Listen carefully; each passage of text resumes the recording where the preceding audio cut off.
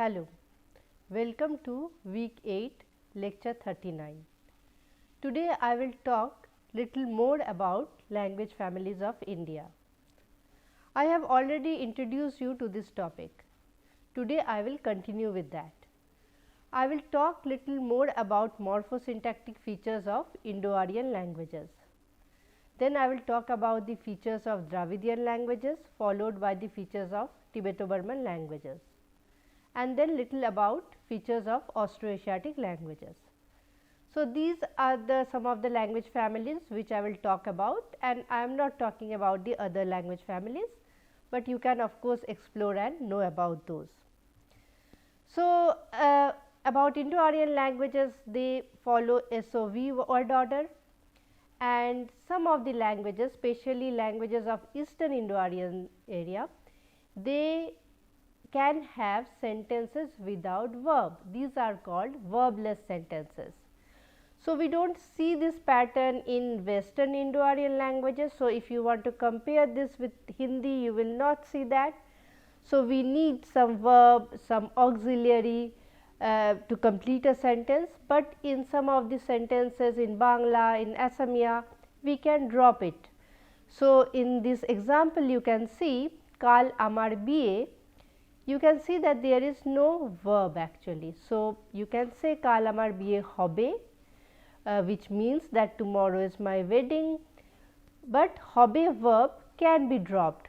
Then also the meaning is complete and it is not ungrammatical. We can do that in Bangla, but we can't do that in Hindi or in other languages of Western Indo-Aryan group. So, you can think about that. Kal meri shadi, you can't say that in Hindi, you will have to say kal meri shadi hai ya kal meri shadi hogi. So, the verb is required. Without the verb, the sentence looks incomplete or ungrammatical. So, these are the features of some of the subgroups of Indo-Aryan languages. It is not followed in all or mostly Indo-Aryan languages, though we find the feature in few of the Indo-Aryan languages, like you can see in the example. Basically, Indo-Aryan languages, they follow free word order, though the pattern is mostly SOV, but still we can also change places.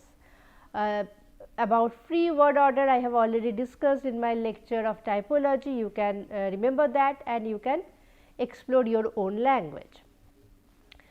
So, about negations, there are basically two types of negations, and negations are generally near to the verb in Indo-Aryan languages, near to the main verb or near to the auxiliary verbs.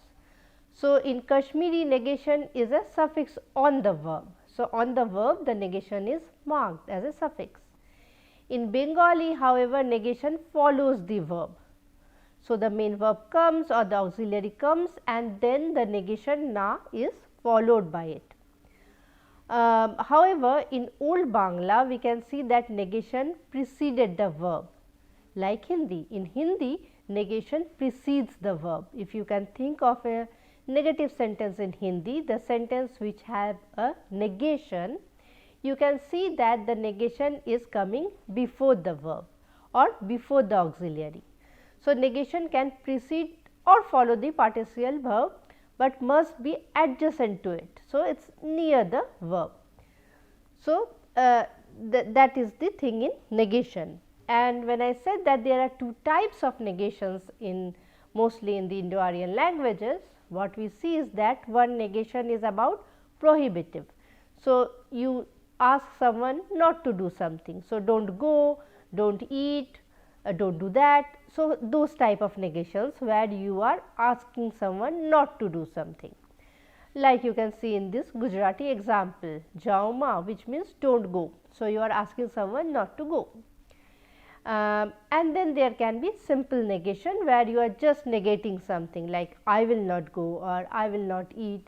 So, things like that with just basic nahi. So, there are two types of negations which we mostly find in Indo-Aryan languages. There can be other subcategories as well which are found in some other Indo-Aryan languages. Now, this is conjunct verb is a very is an important feature of Indo-Aryan languages which we find almost in all the Indo-Aryan languages. So, what is it? It is actually creation of a verb phrase with adjective or noun plus a do verb. So, generally there is some selective verbs which are attached with say adjective or noun to form this phrase you can say. So, these are called conjunct verbs, like I can say message karna, to message someone, or अच्छा करना, he is doing good, वो अच्छा कर रहा है, he is or she is doing good. And this the beauty of conjunct verb is that it is very productive. We can use this do with any of the adjectives or any of the nouns to create a verb. And this also is very important because this is used mostly with the borrowed nouns. So, like message karna, phone karna, these type of constructions are created where the words are borrowed and we add a do verb to create the verb construction. So, easily a word can be, a noun can be borrowed and do verb can be added to it and we form a conjunct verb construction. So, these are again a common feature of Indo-Aryan languages which you find in most of the Indo-Aryan languages. So, you can think about the language which you speak, how do you form conjunct verbs? Generally, do verb is actually used with the conjunct verbs. We do not use lots of verbs, there are some restrictions in using of the verbs in conjunct verbs. Now, let us talk about Dravidian languages. So, what I talked about Indo-Aryan languages were some of the features of Indo-Aryan languages. There are lots many which you can explore yourself, and now coming down to Dravidian languages, let us talk about vowels. When we talk about vowels, basic 5 set of vowels with phonemic length is what we find. So, what do I mean by that? That these 5 set of vowels which you can see are also have long vowels. So, they all these a, e, u, a, o also have their longer version. So, long and short both are important. So, phonemic length is actually important in most of the Dravidian languages, which is not true for most of the Indo-Aryan languages, though in some of the Indo-Aryan languages it is true, but in most of the Dravidian languages we see that vowel length also plays an important role in changing the meaning of the words. So, vowel length is phonemic, quality and quantity both matters. Again, another feature of Dravidian language is that most of the languages have lots of retroflex. So, we find retroflex lateral, nasal. So, lots of retroflex are actually found in most of the Dravidian languages. Aspiration is mostly absent, though it is present in some of the Dravidian languages like Kannada and Telugu, but in other languages like Tamil, Malayalam, we do not find that. So, if you remember that while talking about Indo-Aryan languages, I said that aspiration is very important because most of the Indo-Aryan languages have aspirations, but that is not true for Dravidian language. For Dravidian language, we do not find aspiration in most of the languages, though few of them have aspiration, maybe because of contact or some other reason, but most of the Dravidian languages do not have aspirations. Most of the Dravidian languages are agglutinative and suffixal. So, lexical root plus derivational suffix is added, which is of course optional, and then inflectional suffix is added to it. So, to the verb we can get lots of information are there in the verb, and it is also said that Dravidian languages have 2 classes of words, that is noun and verb. So, they do not have conjunctions or adverbs. So, these informations are actually added in the verb. So, verb is quite loaded as you can see. So, lots of suffixes are added to verb to give this information. So, I also mentioned that Dravidian languages are mostly spoken in south of India, but then there are certain North Dravidian languages. One of them is Kuruk. So, you can see an example of Kuruk here. So, this is quite simple sentence from Kuruk where you can just get an idea about the Dravidian language, North Dravidian language, which is Kuru. So, about classifying nouns in Indo-Aryan languages, I said that basically the classification is based on gender, which is not of course natural gender, but the inanimate objects are also assigned certain gender. When we talk about Dravidian languages, we see classification based on human and non-human. So, again under human we can see division of masculine and feminine gender, but major division is there between humans and non-humans. That is how the nouns are distinguished. We find complex verb system. So, series of non-finite verb forms followed by a finite verb, which carries the information of agreement, tense, aspect, mood. So, it carries agreement for everything, tense, aspect and mood, and more information if required. So, as I mentioned, the verb system is quite complex, lots of suffixes are there with all this information, and also there can be lots of non-finite verbs preceding the main verb which carries all this information. So, verb phrase can be quite complex. Now, let us talk about Tibeto-Burman languages. So, Sino-Tibetan is taken to be one of the largest families in the world, though we have few representation in India which we call Tibeto-Burman language, because Tibeto-Burman language is actually a branch of Sino-Tibetan languages. So, we have lots of linguistic diversity for Tibeto-Burman languages, which are mostly spoken in northeastern states of India and the Himalayan ranges in India. So, we, as I mentioned, that lots of diversity is found in these languages, and mostly these languages are mutually unintelligible, and this is actually beneficial for this group of languages. Why? Because these people may be few in number, and as I mentioned that they are diverse, there are lots of smaller groups speaking different Tibeto-Burman languages, and they are not intelligible to each other. That is why the languages are being preserved. So, we see a very slow language shift in these language families, and that is why though the speakers of these languages may be few, yet the languages are retained. Though of course, there are lots of endangered languages, endangered Tibeto-Burman languages, that is also true, but again it is also true that the languages are retained till now because they are mutually unintelligible. That actually helps in preserving it, because people are not shifting fast towards the other language. But of course, speakers are sometimes shifting to major languages of the area, which is again maybe Indo-Aryan language or some other language. So, Sino-Tibetan language or Tibeto-Burman languages use lots of vowel clusters. So, you can see lots of vowels coming one after another, and it has been noted that 36 vowel sequences can occur together in Meitei. So, what you see is that all these vowels are coming together. So, lots of vowels can actually come one after another in Tibeto-Burman languages. And the consonants, we also see there are velar nasals in all positions.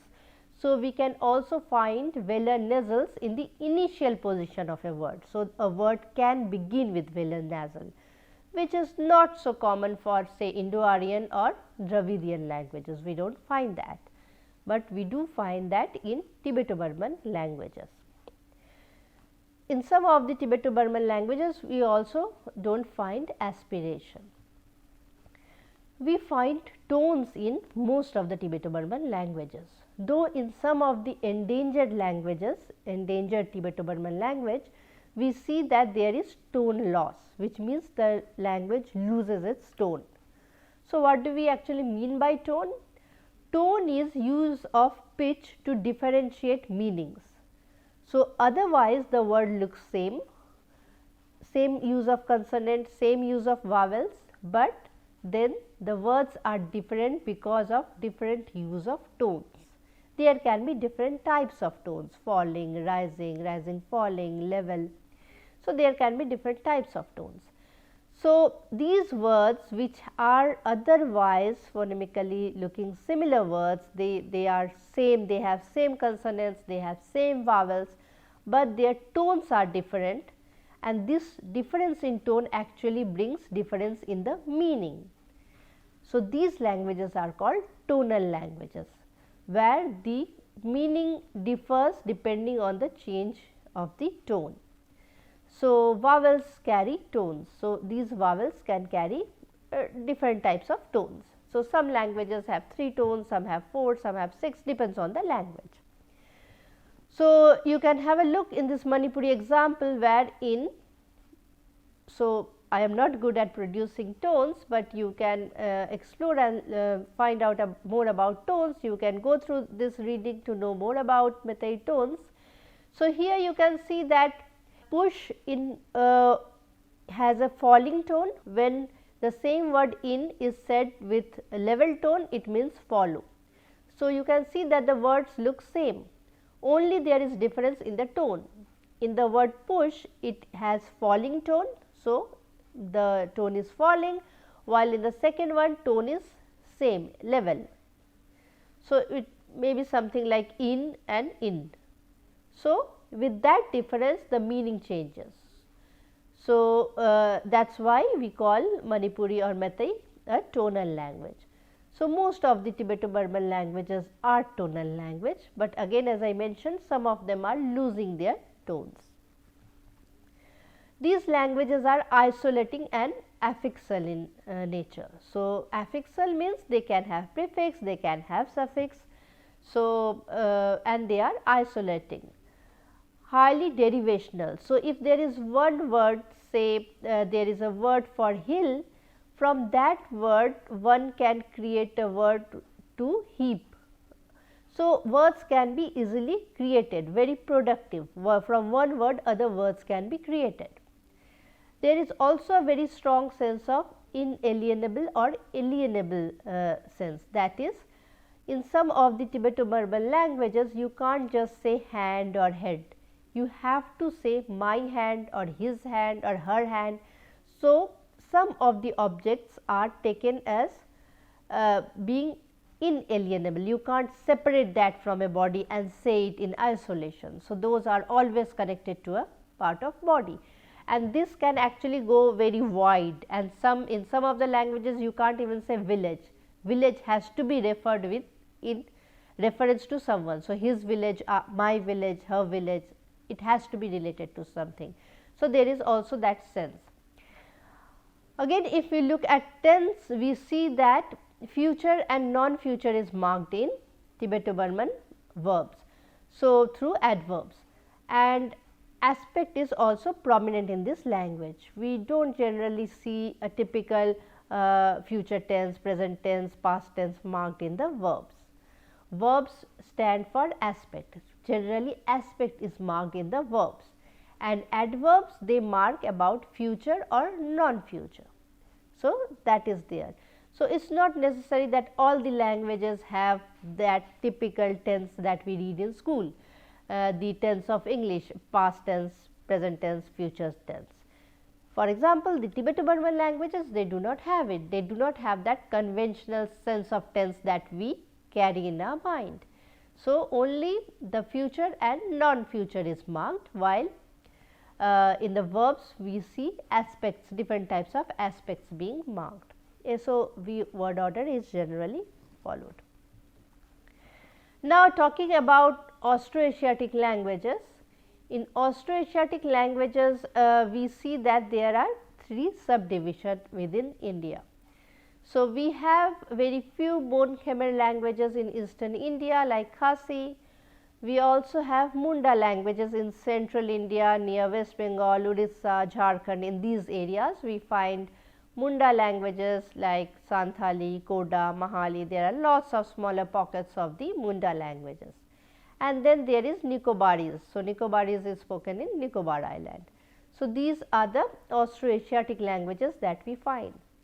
So, Austroasiatic speakers are taken to be the oldest inhabitants of India. So, before Indo-Aryan, before Dravidian, they were there. It has been studied and seen that they are the oldest of the inhabitants of India.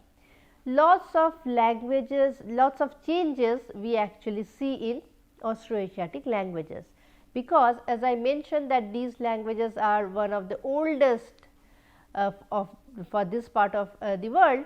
What we see is that these languages was there for a longer period of time, and they were in prolonged contact with the other groups of languages, with the languages of other families, and that is why we see that these languages have gone through lots of changes. And that is why some of the linguists also believe that we do not know about the actual or original features of Austroasiatic languages, because they have changed so much.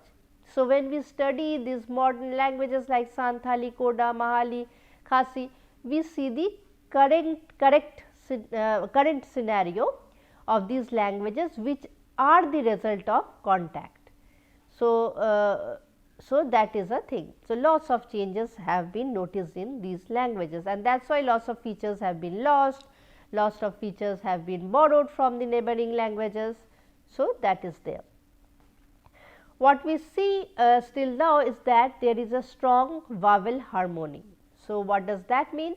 That vowels are mostly similar. These languages also have infixes. So, like prefix, suffix, there is infix. Infix as you know is put inside the word. So, if jib means to touch, jinib means a touch. So, you can see that ni infix has been inserted between the word jib. So, jinib means a touch, and ni infix, here you can see the ni, e is actually I is the one which is used in G. So, whenever an infix is inserted, we see that the vowel of the infix is generally copied from the main word or the root word. So, there can be different. So, if the word was job, J-O-B, then the infix would have been jonob. So, instead of E, it would have been O, because the earlier preceding vowel was O. So, whatever the preceding vowel is, or whatever the vowel of the root word is, that is taken by the infix. So, infix has its own consonant, but the vowel is borrowed from the root word. So, because so that all the vowels become similar or same, and that is what we call vowel harmony. They generally are same. So, that is what we find in most of the Austroasiatic languages. In Austroasiatic languages also the quality and the quantity of the vowel matters. So, vowel length is important for Austroasiatic languages as well. And when we see that both quality and quantity is phonemic in a language, then of course, the set of vowels increase, and that is why in Santhali we have 22 vowels. So, the number of vowels will increase, because the shorter vowels also have their counterparts as the longer one. So, both the pairs are there. As a prominent feature, we see in these languages the use of glottal stop. So, lots of words actually end in glottal stops. Generally, they are confused to be vowels, a vowels, but they are not a or a vowel, rather they are glottal stops, a. So, you can actually listen to lots of words or listen to this sound and know what is glottal stop, which I have already discussed in the earlier lecture.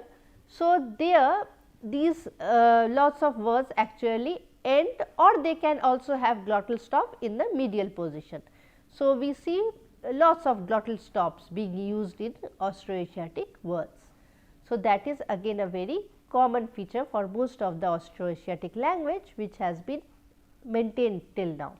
But again, when we talk about some of the endangered Austroasiatic languages, there are lots of endangered Austroasiatic languages spoken in our country. Then we see that there is a tendency of loss of these glottal stops because of various reasons, and these glottal stops are being replaced by other vowels. So, that is seen.